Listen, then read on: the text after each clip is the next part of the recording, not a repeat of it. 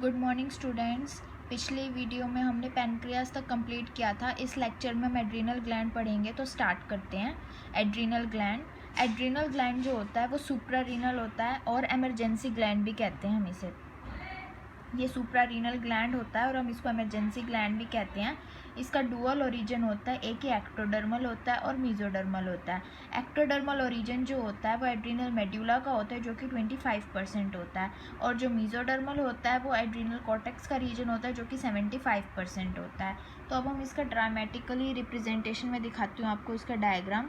तो इसमें 3 लेयर्स होती हैं, एक कैप्सूल है, उसके बाद 3 लेयर्स आती है एड्रीनल कॉर्टेक्स की।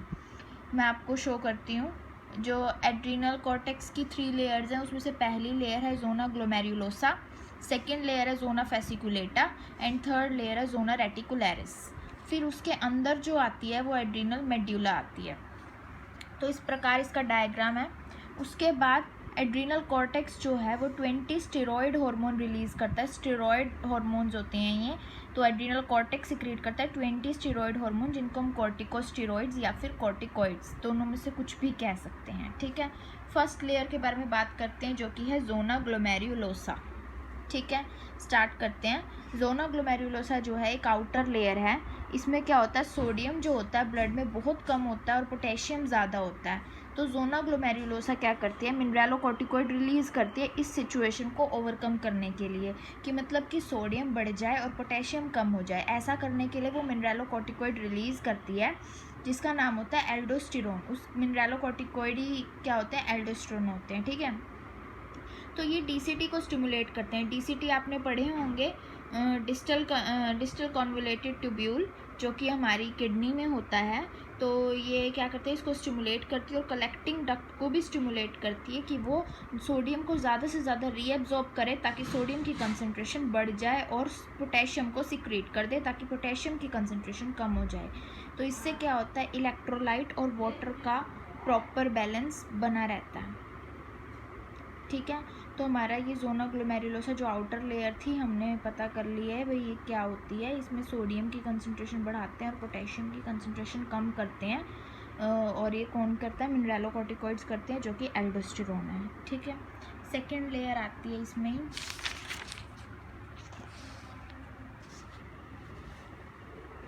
जोना फेसिकुलेटा को पढ़ने से पहले हम इसका डिसऑर्डर पढ़ लेते हैं कि अगर एल्डोस्टेरोन की सिक्रीशन बढ़ जाएगी तो उससे क्या होगा, उससे कॉन्स डिजीज़ हो जाएगा। ठीक है, कॉन्स डिजीज़ होता है एल्डोस्टेरोनिज्म को कहते हैं। जब एल्डोस्टेरोन की जो कंसंट्रेशन है बहुत बढ़ जाती है, जिससे कि सोडियम ब्लड में बहुत ज़्यादा हो जाता है और पोटेशियम बहुत कम हो जाता है, और सोडियम वाटर को अट्रैक्ट करता है, तो इसलिए ब्लड वॉल्यूम भी बढ़ जाएगा और ब्लड प्रेशर भी बढ़ जाएगा। इससे क्या हो जाएगा, किडनी डैमेज हो जाएगी। उसके बाद बात करते हैं जोना फेसिकुलेटा की। तो जोना फेसिकुलेटा जो है वो रिलीज़ करती है ग्लूकोकॉर्टिकॉइड्स।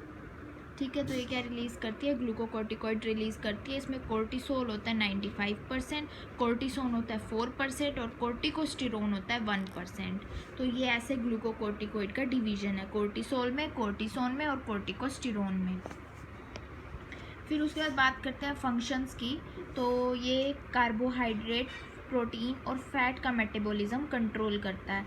ग्लूकोनियोजेनेसिस कराएगा, मींस ग्लूकोज का फॉर्मेशन करवाएगा। लिपोलाइसिस कराएगा, मींस जो हमारा लिपिड है उसको तोड़ेगा, प्रोटीन को भी तोड़ेगा। और कोर्टिसोल जो होता है वो एक एंटी इन्फ्लामेटरी होता है। एंटी इन्फ्लामेटरी मतलब कि वो WBC के फंक्शन को इनहिबिट करता है और एक्ट करता है एज एन इम्यूनो सप्रेसेंट। ठीक है, कोई भी इम्यून रिस्पॉन्स जो बॉडी शो कर रही है उसको सप्रेस कर देगा, इसलिए एंटी इन्फ्लामेटरी होता है कोर्टिसोल। ठीक है, और ये जब ट्रांसप्लांट सर्जरी होती है तब इसलिए दिया जाता है ताकि कोई भी इम्यूनोलॉजिकल रिस्पॉन्स बॉडी शो ना करे, सब कुछ उसकी एक्टिविटी सप्रेस हो जाए, जिससे हम कोई भी नया ऑर्गन किसी भी पर्सन का उसमें ट्रांसप्लांट कर रहे हैं तो बॉडी रिएक्ट ना करे, उसके अगेंस्ट एंटीबॉडीज़ फॉर्म करना शुरू ना कर दे। ये जो है एलर्जिक रिएक्शन के टाइम पर रिलीज़ होता है, जब कोई भी एलर्जी हो जाती है तब कोर्टिसोल रिलीज़ होना शुरू हो जाता है। RBC की प्रोडक्शन को बढ़ाएगा, मींस रेड ब्लड सेल्स की प्रोडक्शन बढ़ा देगा, लेकिन WBC की प्रोडक्शन को कम कर देगा। ठीक है, तो ये इसके फंक्शंस थे, हमने पढ़ लिए हैं। अब डिजीज़ देखते हैं। डिजीज़ तो एडिसन्स डिजीज़ है, ड्यू टू हाइपोसिक्रीशन ऑफ मिनरलोकॉर्टिकोइड, जब हाइपोसिक्रीशन हो जाती है मतलब कम सिक्रीशन होएगी मिनरलोकॉर्टिकोइड की, ग्लूकोकॉर्टिकोइड की, तो उससे एड्रीनल कॉर्टेक्स जो है डिस्ट्रक्शन हो जाएगा उसका, वो डिस्टर्ब हो जाएगा और ब्लास्ट हो जाएगा, जो भी कह सकते हैं डिस्ट्रक्शन हो जाती है, ठीक है, ख़त्म हो जाता है एड्रीनल कॉर्टेक्स, कुछ भी वर्क नहीं करता, कुछ भी फंक्शन नहीं करता अगर मिनरलोकॉर्टिकोइड और ग्लूकोकॉर्टिकोइड दोनों की ही कंसंट्रेशन हाइपो हो जाएगी, कम हो जाएगी, ठीक है, तो उसको हम एडिसन्स डिजीज़ कहते हैं। नेक्स्ट हम देखते हैं सिम्टम्स। तो ब्रॉन्ज लाइक पिगमेंटेशन हो जाती है स्किन की, इसके सिम्टम्स क्या होंगे? अगर एडिसन्स डिजीज़ हो जाएगी तो सिम्टम्स क्या होंगे? ब्रॉन्ज लाइक पिगमेंटेशन हो जाएगी, ठीक है, स्किन की। सोडियम लेवल कम हो जाएगा, पोटेशियम लेवल बढ़ जाएगा, सोडियम यूरिन में आना शुरू हो जाएगा और ब्लड ग्लूकोज लेवल भी कम हो जाएगा।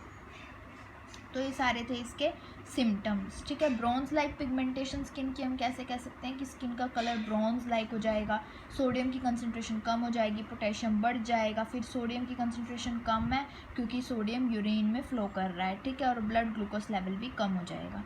अब नेक्स्ट डिजीज़ आती है कशिंग डिजीज़। कशिंग डिजीज़ क्या होती है? इसमें कोर्टिसोल की सिक्रीशन बहुत ज़्यादा हो जाती है, आपको बताती हूँ।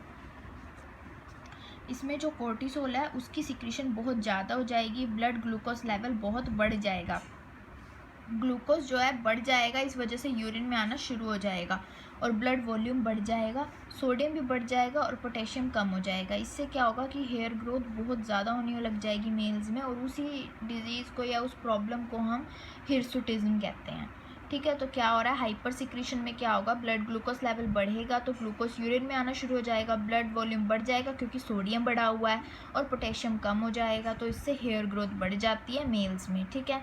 अब फीमेल्स की बात करें तो फीमेल्स में मस्कुलर बॉडी हो जाती है, ठीक है, जैसे कि मेल्स की होती है, ठीक है, वो is seen with beard and Moustache, ठीक है, फीमेल्स में भी मेल जैसे करेक्टर आने शुरू हो जाते हैं, ठीक है।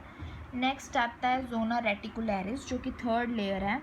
इसमें जो हैं गोनेडोकॉर्टिकोइड्स ये रिलीज़ होते हैं, ठीक है, जैसे कि 3 होते हैं, एड्रोस्टिनिडियोन, डिहाइड्रो एपी एंडोस्टिरोन और एस्ट्रोजन, ठीक है, ये 3 होते हैं, ये गोनेड्स के होते हैं जो कॉर्टिकोइड्स, ठीक है, सेक्स गोनेडोकॉर्टिकोइड्स, ठीक है। ये सेकेंडरी सेक्सुअल करैक्टर के लिए रिस्पॉन्सिबल होते हैं, सेकेंडरी सेक्सुअल करैक्टर इसके लिए रिस्पॉन्सिबल होते हैं क्योंकि सेकेंडरी सेक्सुअल करैक्टर्स जो हैं अपीयर होने शुरू हो जाते हैं। अब इससे डिसऑर्डर भी हो जाते हैं, तो अगर हाइपर सिक्रीशन होएगी तो क्या हो जाएगा? एड्रीनल विरुलिज्म हो जाएगा, विरिलिज्म, ठीक है। अगर हाइपर सिक्रीशन हो जाएगी सेक्स कॉर्टिकोइड्स की तो एड्रीनल विरिलिज्म हो जाएगा, मेल लाइक करैक्टर्स आने शुरू हो जाएंगे जैसे कि बियर्ड, ठीक है। तो मेल लाइक करैक्टर्स आने शुरू हो जाएंगे अगर इनकी सिक्रीशन बहुत ही ज़्यादा अमाउंट में होने लग जाएगी, मान लो एंडोस्टिंडियोन की हो जाएंगी तो ये मेल करैक्टर लाएगा, अगर एस्ट्रोजन की हो जाएंगी तो फीमेल करैक्टर लाएगा। लेकिन अभी बात हम एड्रीनल विरिलिज्म की करें तो उसमें ज़्यादातर हाइपर सिक्रीशन जो है मेल करैक्टर्स की ही होगी, तो मेल करैक्टर्स आएंगे, मेल हार्मोन की होगी, ठीक है। तो यहाँ तक आपको समझ आ गया होगा।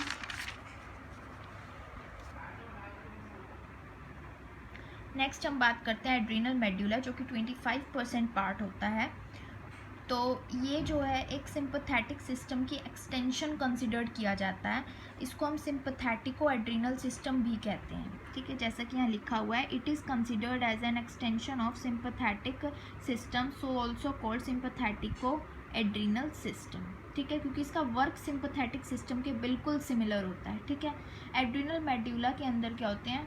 क्रोमोफिल सेल्स होते हैं, ठीक है, क्रोमोफिल सेल्स होते हैं जो कि इमरजेंसी हार्मोन सिक्रीट करते हैं, ठीक है। ये क्रोमोफिल सेल्स क्या करते हैं? इमरजेंसी हार्मोन सिक्रीट करते हैं, मींस इमरजेंसी सिचुएशन में ये हार्मोन रिलीज करते हैं और बनाते कौन है? क्रोमोफिल सेल्स, ठीक है, सिक्रीट करते हैं।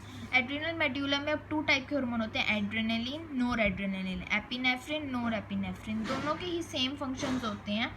स्ट्रेस कंडीशन के टाइम पर रिलीज़ होते हैं, एमरजेंसी कंडीशन के टाइम पर होते हैं, जब भी हम इनको एमरजेंसी हार्मोन भी कह रहे हैं, ठीक है।